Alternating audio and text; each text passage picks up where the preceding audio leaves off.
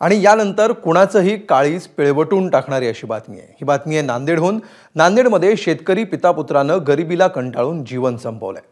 नवे कपडे आणि शालेय साहित्यासाठी 16 वर्षांच्या मुलानं पैसे मागितले, मात्र पैसे नसल्यामुळे वडिलांनी थोडं थांब असं म्हटलं आणि त्यामुळे मुलानं आत्महत्या केली। मुलानं आत्महत्या केल्याचं पाहून त्याच दोरखंडानं वडील राजेंद्र पैलवार यांनी सुद्धा आत्महत्या केली आहे।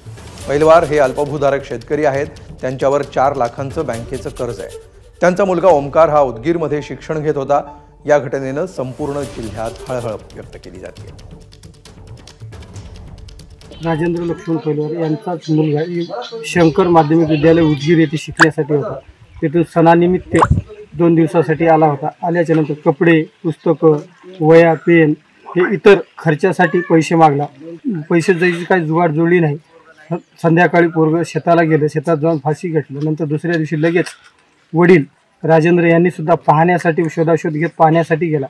पाहून मुलाची दोरी सोडून आपण स्वतःहून सुद्धा फाशी घेतली। राजेंद्र पैलवार हे जे शेतकरी आहेत, या शेतकऱ्यांनी त्यांना मुलांना शिक्षणासाठी बाहेरगावी ठेवलेलं होतं। मुलं आली होती इथे सुट्टीनिमित्त आणि ते जेव्हा आलं, मुलाने मोबाईलची मागणी केली होती।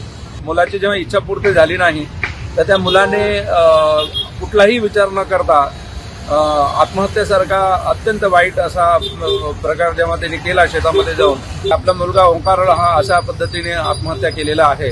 तर ते मुलाला पाहिल्याबरोबर त्याच दोरीने वडिलांनी पण आपली जीवनयात्रा संपवणं पसंत केलं। एबीपी माझा, उघडा डोळे बघा नीट।